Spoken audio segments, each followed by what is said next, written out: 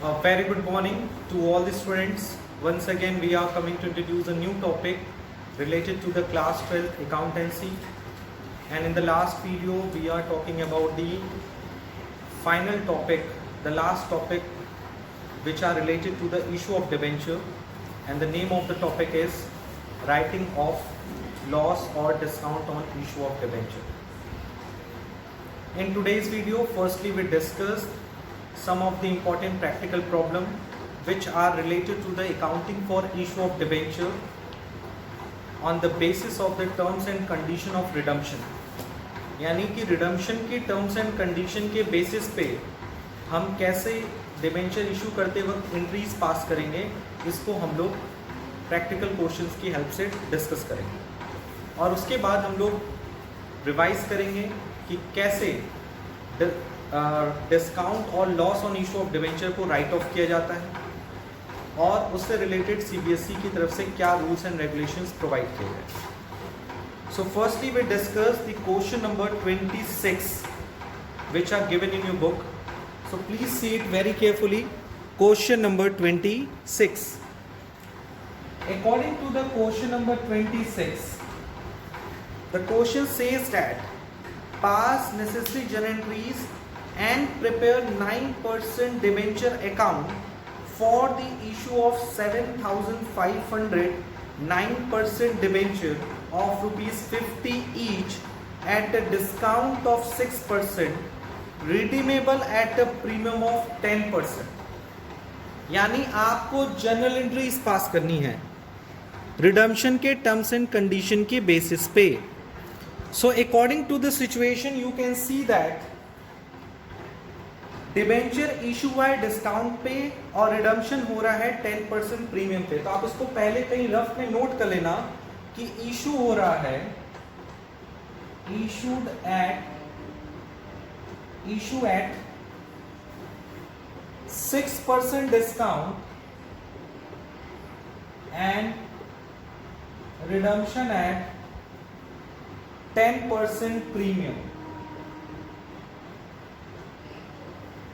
ठीक है, इशू हुआ है 6% डिस्काउंट पे और रिडम्पशन हो रहा है 10% प्रीमियम पे। तो इस सिचुएशन पे पहली एंट्री आपको पता है क्या होती है, बैंक अकाउंट डेबिट टू कितना परसेंट बोला है, डिबेंचर का रेट कितना है 9%। 9% debenture application and allotment account and what is the face value of the debenture is 50 अगर 6% डिस्काउंट पे इशू है तो 50 का 6% कितना होगा, यस 50 का 10% 5 रुपीज होगा। तो अगर आप ऐसे भी बेसिस करें तो 3 रुपीज डिस्काउंट होगा। तो कितना डिबेंचर हमने इशू किया 7,500 डिबेंचर और एक डिबेंचर कितने में इशू किया है 50 का है बट 3 रुपीज डिस्काउंट है तो 47 रुपीज। और रिडम्पशन किस पे है 10% प्रीमियम पे। तो आपको पता है ना इशू का जो डिस्काउंट होता है उसको हम डेबिट करते हैं डिस्काउंट और loss on issue of debenture के नाम से, और रिडम्पशन पे जो प्रीमियम होता है उसका 2 इफेक्ट पड़ता है। ठीक है, तो दूसरी एंट्री होगी 9% debenture application and allotment account debit to 9% debenture. Got it. Debenture के सामने कितना लिखेंगे, the face value of the debenture. Debenture की फेस वैल्यू कितनी है, डिबेंचर की फेस वैल्यू है 7,500 इंटू 50, 1 2 3 3,85,000। और रिडम्पशन किस पे प्रीमियम पे, उसको क्या लिखेंगे premium on redemption of debenture 7,500 debenture premium का कितना परसेंट है 10%, तो 50 का 10% 5।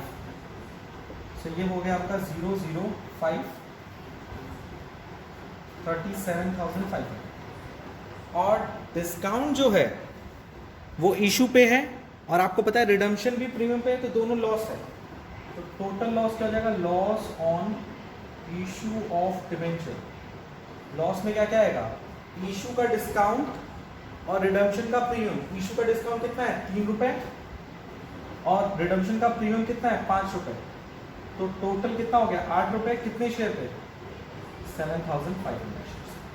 ऐसे भी आप डायरेक्ट कैलकुलेट कर सकते हो कि इशू के टाइम 3 रुपीज़ डिस्काउंट है और रिडम्पशन के टाइम 5 रुपये प्रीमियम है, तो टोटलिटी में अगर आप लॉस देखोगे तो आपको 8 रुपये का लॉस होगा।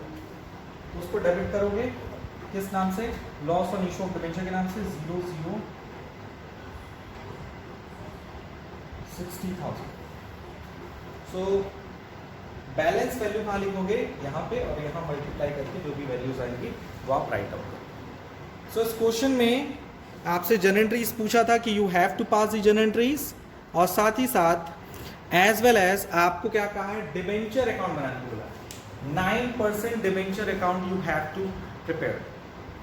ठीक है, तो जब आप डिबेंचर अकाउंट बनाओगे, क्योंकि इसका रिडम्पशन आपको क्या करना है, 10% प्रीमियम पे करना है, तो आपको 9% डिबेंचर अकाउंट भी बनाना है। तो 9% डिबेंचर अकाउंट कैसे बनेगा, आप एंट्री की हेल्प देख सकते हो। 9% डिबेंचर 3,85,000। ठीक है, तो जब आप डिबेंचर अकाउंट बनाओगे, इसका मैं फॉर्मेट दिखा दे रहा हूँ। 9% डिबेंचर अकाउंट फॉर्मेट है वो डेट पर्टिकुलर अमाउंट का फॉर्मेट होगा। ठीक है, ये फॉर्मेट हमेशा याद रखिएगा while you making a debenture account. ठीक है, थोड़ा इसका साइज बड़ा होना चाहिए। और डिबेंचर क्या हुआ है, क्रेडिट हुआ है, तो क्रेडिट पे इन दोनों की वैल्यूज को लिखेंगे। ठीक है, दोनों को लिखेंगे। थोड़ा मैं साइज इसका इंक्रीज कर देता हूं। While we making the 9% debenture account, in this situation, the format are as follows: date particular amount, format बन गया। अब हमें इस बात पे वरी करना है कि पोस्टिंग कैसे होगी, लेकिन पोस्टिंग की वैल्यू कभी भी इस वैल्यू से ज़्यादा नहीं होगी, 9% डिबेंचर से ज़्यादा नहीं होगी। So by 9% debenture application and allotment account, कितना वैल्यू है, 3,85,000। बात खत्म, बन गया आपका 9% डिबेंचर एप्लीकेशन अलॉटमेंट अकाउंट। और यही आप बैलेंस करके चलोगे जब तक कि डिबेंचर का रिडम्पशन नहीं हो जाता, और आपको रिडम्पशन से कोई मतलब नहीं। बन गया आपका 9% डिबेंचर एप्लीकेशन अलॉटमेंट। क्योंकि अगर आप दोनों ऐड करते तो कहीं ना कहीं it will be greater than the 9% debenture account. So ये था क्वेश्चन नंबर 26 का solution, which are based on the accounting for issue of debenture for considering the terms and condition of the redemption. तो उसके बाद हम लोग revise करने जा रहे हैं the last topic of this chapter, that is an writing off discount और loss on issue of debenture. तो इस टॉपिक को पहले रिवाइज करते हैं, फिर उस पर बेस्ड हम लोग एक क्वेश्चन डिस्कस करेंगे, फिर उसके बाद हम लोग मूव करेंगे the last chapter of the volume 2, that is an redemption of debenture. Okay, please note down.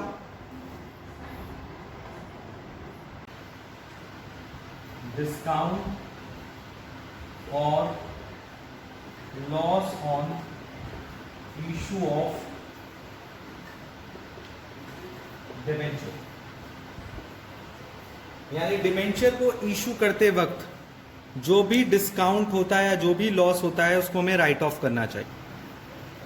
It means अगर हम लोग बात करें तो उसके बारे में सीबीएसई का क्या कहना है, as per revise CBSE guideline, as per revised CBSE guidelines,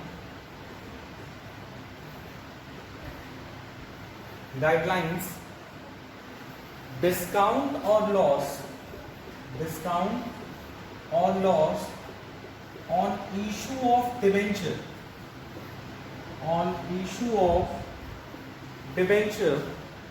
are to be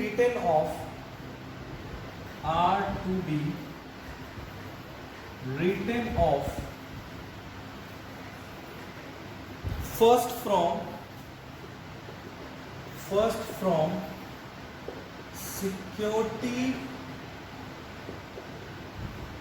premium reserve, यानी कि जो लॉस या डिस्काउंट हुआ है इशू के टाइम पे उसे सबसे पहले किससे राइट ऑफ करना चाहिए, सिक्योरिटी प्रीमियम रिजर्व से, या हम एक ऑर्डर बता दे रहे हैं, return of in following order. Order क्या क्या दिया गया है इसके बारे में मैंने पहले भी डिस्कस किया था। इसको ऑर्डर है कि सबसे पहले हमें इसको राइट ऑफ करना चाहिए सिक्योरिटी प्रीमियम रिजर्व से अगर अवेलेबल है तो, और दूसरा अगर पैसा सिक्योरिटी प्रीमियम में नहीं है तो उसके बाद हमें देखना चाहिए capital reserve of the company, company के पास कोई कैपिटल रिजर्व अवेलेबल है कि नहीं है। अगर कैपिटल रिजर्व भी सफिशिएंट अवेलेबल नहीं है तो सिचुएशन पे हम लोग मूव ऑन करेंगे third and the last option जो तो रहेगा ही रहेगा, the statement of profit and loss, और उससे हम राइट ऑफ करेंगे डिस्काउंट और loss on issue of debenture. Basically मन में ये क्वेश्चन आएगा सर ये होता क्या है, डिस्काउंट और loss on issue of debenture ये होता क्या है। पहले तो इसके लिए डिफरेंट मेथड्स है, ये भी मैं आपको बता दूं, और ये भी आपको मैं बता दूं कि इसे इन द फॉलोइंग ऑर्डर में राइट ऑफ करना है in the year in which they occur. ये भी लाइन याद रख लीजिए, इन year in the year in which they are occur।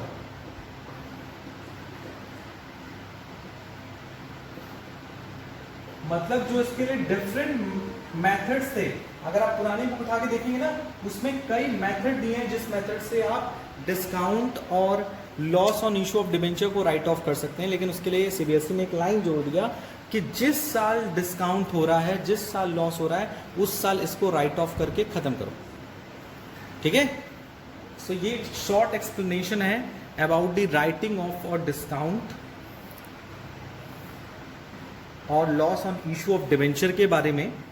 और सीबीएसई ने कहा है कि डिस्काउंट या लॉस अगर डिबेंचर को इशू करते वक्त है तो उसे इस ऑर्डर में राइट ऑफ करना है, पहले सिक्योरिटी प्रीमियम से, फिर कैपिटल रिजर्व से, फिर स्टेटमेंट ऑफ पीएल अकाउंट से, और उसी साल राइट ऑफ करना है जिस साल ये ऑकर हुआ। मतलब अगर आप इस साल है तो इसी साल इसको राइट ऑफ करके खत्म कर देना है। पॉइंट नंबर 2 यहाँ पर ये ध्यान रखना है कि सर मतलब क्या होता है डिस्काउंट और loss on issue of debenture का मतलब। डिस्काउंट और loss on issue of debenture का मतलब होता है अगर कोई डिबेंचर इशू हो रहा है एट डिस्काउंट, अगर कोई डिबेंचर इशू हो रहा है डिस्काउंट पे तो वो भी इस कैटेगरी में आएगा। अगर आपने 100 रुपये का डिबेंचर 90 पे इशू किया तो ये भी डिस्काउंट में आएगा। और अगर आपने रिडम्पशन किया है प्रीमियम पे, अगर आपने अभी डिसाइड किया कि प्रीमियम पे रिडम्पशन करना है तो उसको हम लोग बोलेंगे, उन दोनों टर्म को हम लोग क्या बोलेंगे, loss on issue of debenture, और इसी को राइट ऑफ करते हैं। नोट डाउन कर लीजिए। So let's we move to the last topic of this chapter, that is an writing off loss और discount on debenture. So let's we move to the question number 28. Question number 28, which are related to the writing of loss or discount on issue of debenture। यानी जब debenture issue होता है तो उस time जो भी loss होता है या जो भी डिस्काउंट होता है हम उसको कैसे राइट ऑफ करेंगे in the specific situation. In this situation, firstly we dictate the question number 28. On 1st April 2019, X Limited issued 40,000 7% debenture of 100 each at a discount of 6%, redeemable at a premium of 2% after 4 years।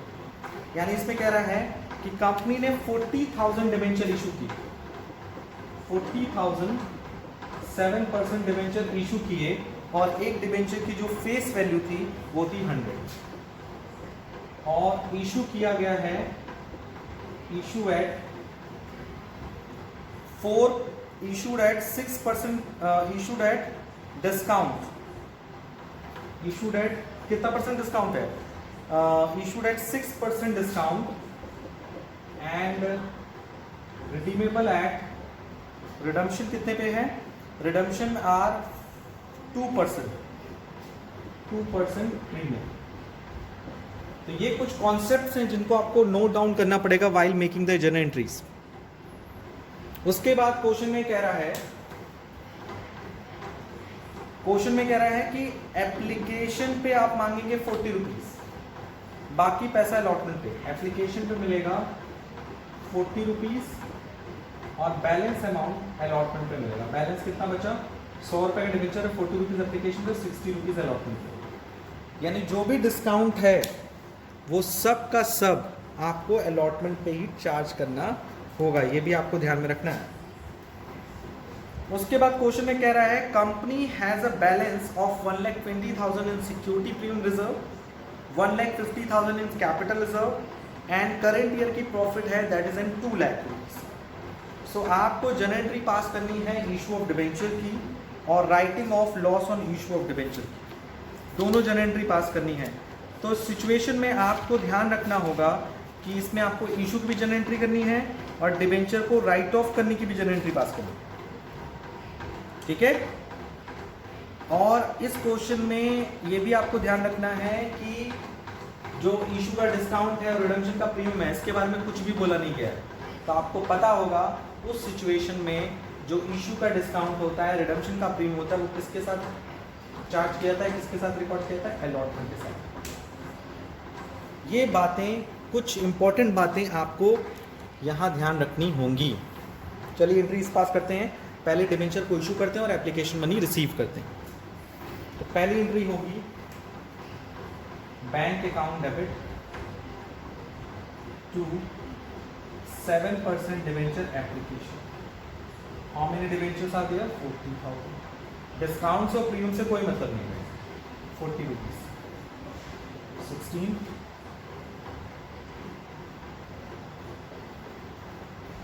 16 lakh rupees.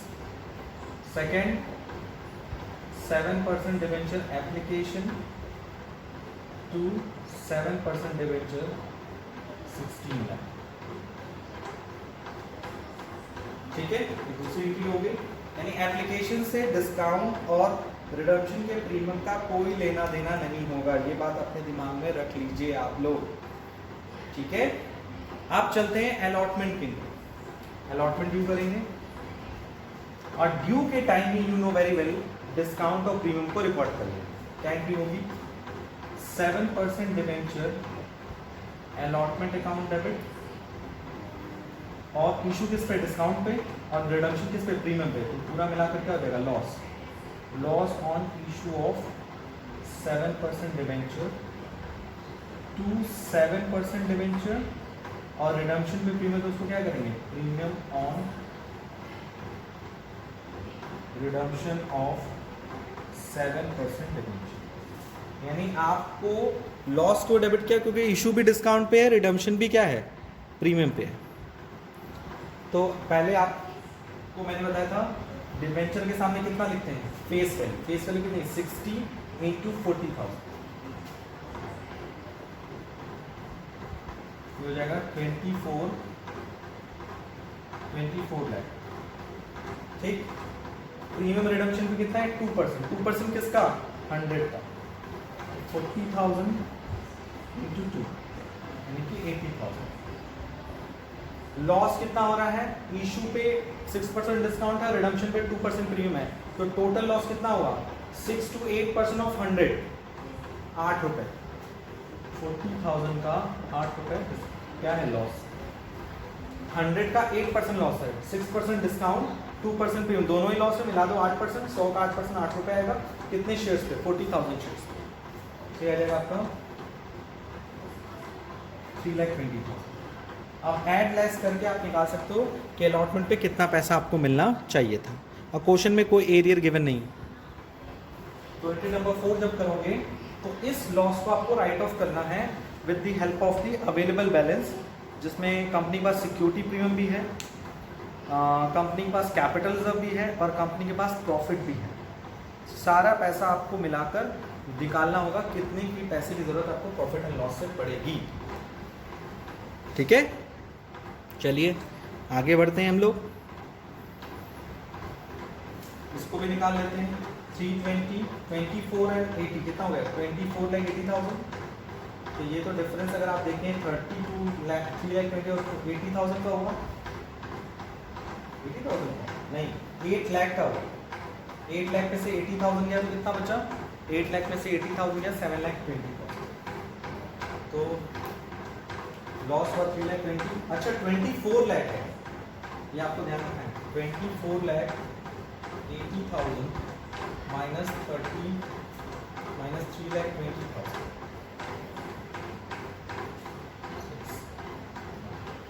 21,60,000 आपको allotment पे receive होगा after recording the redemption on premium and issue at discount. So fourth entry will be a bank account debit to 7% debenture allotment account, that is in 21,60,000. और ये जो loss है question में आपने issue की entry तो record कर ली, application allotment की एंट्री पास कर ली, अब आपके पास ऑप्शन होता है कि इस लॉस को आपको राइट ऑफ करना है। और राइट ऑफ करने के 3 ऑर्डर होते हैं, पहले सिक्योरिटी प्रीमियम रिजर्व से, फिर कैपिटल रिजर्व से, और फिर अगर कोई पैसा बचता है तो उसको हम लोग राइट ऑफ करते हैं statement of profit and loss. So fifth entry होगी security premium reserve debit, capital reserve debit, statement of profit and loss debit to loss on issue of 7% debenture. Total loss कितना है issue के time का? 3,20,000। Security premium कितना available है आपके पास question के according? 1,20,000। Capital reserve कितना अवेलेबल है? 1,50,000। तो यानी 2,70,000 का एडजस्ट हो गया with the help of security premium and with the help of the capital reserve. अब बचा है 50,000 जिसे हम एडजस्ट करेंगे with the help of statement of profit and loss. So you can see that question number 28 में आपसे issue से related भी क्वेश्चन पूछ लिया गया है, और साथ ही साथ जो लॉस हो रहा है, जो डिस्काउंट बियर करी कंपनी, उस लॉस को कैसे राइट ऑफ करना है with the help of security premium, with the help of capital reserve, इसको राइट ऑफ करने के बारे में भी आपसे इंफॉर्मेशन ले लिया गया है। So this is all about all the theoretical and practical concepts related to the chapter number 7, that is an issue of debenture. And after completing the chapter number 7, let's move to the some of the important topic related to the redemption of debenture. So इसको पहले note down कर लीजिए, फिर हम लोग चलते हैं next chapter पे, क्योंकि हम लोगों ने इस चैप्टर के जितने भी टॉपिक्स थे, issue of debenture for cash, issue of debenture for consideration other than cash, issue of debenture for as a collateral securities, issue of debenture at par, premium or discount, issue of debenture considering the terms and condition of redemption, issue of debenture as per the terms and condition of the redemption, as well as interest on debenture, as well as the writing of the discount or loss on issue of the debenture. इतने सारे topic इस chapters में थे, और सब small topics थे, कुछ important topics भी थे इसमें, उसको हम लोगों ने डिस्कस किया। ठीक है, तो उसको पहले नोट डाउन कर लीजिए, फिर चलते हैं हम लोग नेक्स्ट चैप्टर की तरफ। The next topic of the volume 2, the next chapter, that is in chapter number 9। सो आज के इस वीडियो में हम लोग कुछ डिटेल में डिस्कस नहीं करेंगे, इसका बेसिक डिस्कस करेंगे कि इस चैप्टर की बेसिकली थीम क्या है। And the name of the chapter is redemption of debenture, redemption of debentures. Okay, and it is the last chapter of the part A, as well as it is the last topic, last chapter of the volume 2 also. इसके complete होने के बाद हम लोग part B की तरफ move on कर लेंगे। So what do mean by redemption of debenture? Redemption of debenture means, it means repayment of, it means repayment of amount of debenture, amount of debenture to debenture holder.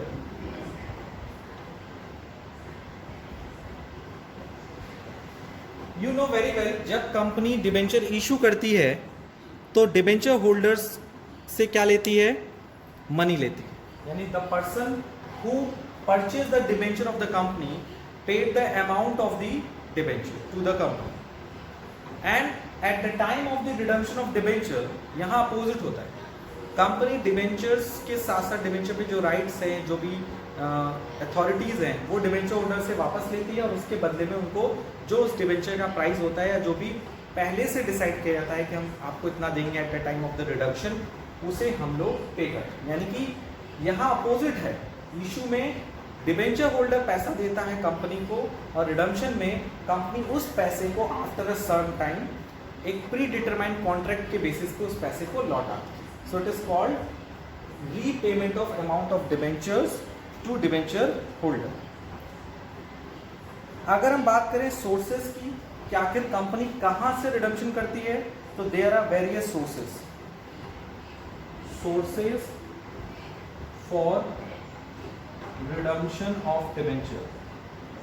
मतलब कि company कहां से पैसा arrange कर सकती है और debentures को रिडीम कर सकती है, क्योंकि debenture is just like a liability for the company. क्योंकि कंपनी के लिए डिबेंचर क्या होता है? एक बोरोड फंड। कंपनी इसको इशू करती है और बोरो करके लोगों से पैसा अरेंज करती है, फंड अरेंज करती है। पॉइंट नंबर 2, अब जब रिडम्पशन की बारी आएगी, यानी कंपनी जब रीपेमेंट करेगी डिबेंचर होल्डर्स को, पैसा लौटाएगी, तो उसके पास सोर्स होनी चाहिए, उसके पास पैसे की सोर्सेज होनी चाहिए। मेरा कहने का मतलब है कि मैंने आपसे 10 लाख रुपए लोन लिया और मैंने कहा 10 साल बाद हम आपको 10 लाख रुपए लौटाएंगे और उस पर इंटरेस्ट भी देंगे और कुछ हो सकता है प्रीमियम भी देंगे। तो जब 10 साल बाद वो 10 लाख रुपए हमें लौटाना है, तो उस लौटाने के लिए हमारे पास सोर्सेज होनी चाहिए, टेक्निक्स होनी चाहिए कि हम वो 10 साल बाद आपका 10 लाख रुपए कैसे लौटाएं। ठीक है, तो उसके कई सोर्सेज होते हैं। पहला होता है आउट ऑफ कैपिटल, या तो हम अपनी पूंजी में से, यानी कंपनी अपनी पूंजी में से, कैपिटल में से पैसा लेकर लौटाए। Is that clear? दूसरा, आउट ऑफ प्रॉफिट, कंपनी हर साल प्रॉफिट कमा रही है, उस प्रॉफिट में से कुछ अमाउंट अरेंज करे और उसे रिडम्पशन के लिए रखे। जब 10 साल बाद पूरा पैसा जुट जाए तो डिबेंचर होल्डर को पैसा दे। तो कैपिटल का यूज कंपनी कब करती है रिडम्पशन के लिए? जब कंपनी को प्रॉफिट ना हो रहा हो। जैसे अगर हम कहें मैंने अपने काम के लिए अपनी कैपिटल अरेंज किए 10 लाख रुपए और 10 साल बाद मुझे कोई लोन लौटाना है, तो या तो हम अपना घर कैपिटल विड्रॉ करके क्या करेंगे, कैपिटल में से पैसा दे देंगे, या फिर हम हर साल प्रॉफिट में से प्रोविजन बनाएंगे, प्रॉफिट में से हर साल पैसा बचाएंगे और उस पैसे में से क्या करेंगे, पैसे को जब एक्यूमुलेट करेंगे, पैसे को जब जुटाएंगे, उसके बाद हम लोग क्या करेंगे, डिबेंचर को रिडीम करेंगे। और तीसरा होता है partially out of capital and partially out of profit. यानी कुछ पैसा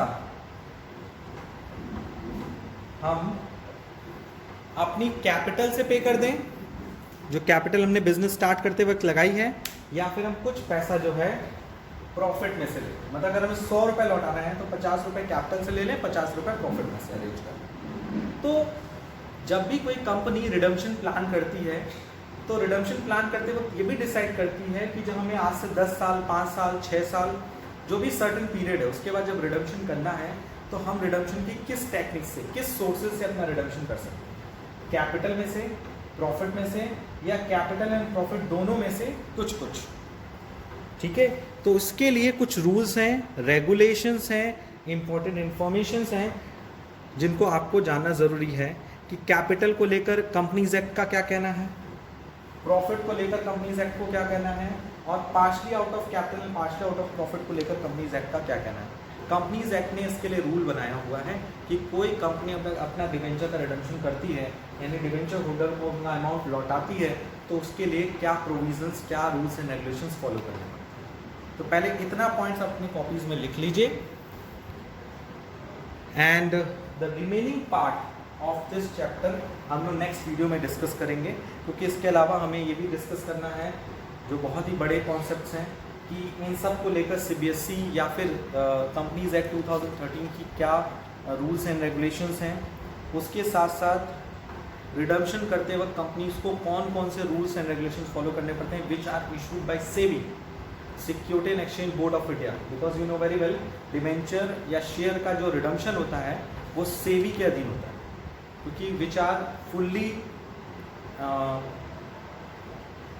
fully secured by the SEBI, authorized person है, वो एक ऑर्गेनाइजेशन है जो इन्वेस्टर्स के प्रोटेक्ट के लिए वर्क करता है। आपने बिजनेस स्टडीज़ में पढ़ा भी होगा। तो सेबी के भी कुछ गाइडलाइंस हैं जिन्हें कंपनीज को फॉलो करना पड़ता है at the time of the redemption of debenture. So बाकी जितने भी टॉपिक्स हैं चैप्टर से लेकर हम लोग नेक्स्ट वीडियो में डिस्कस करेंगे। आज के लिए इतना ही। Thank you, take care, good bye.